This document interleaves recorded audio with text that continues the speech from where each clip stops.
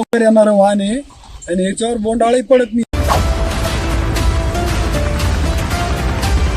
करायला 17 ते 18 क्विंटल पर्यंत उत्पन्न निघतं. यावर्षी 20 पर्यंत आशा आहे माझी. जास्त शेतकऱ्यांना लावा कबड्डी वाहन.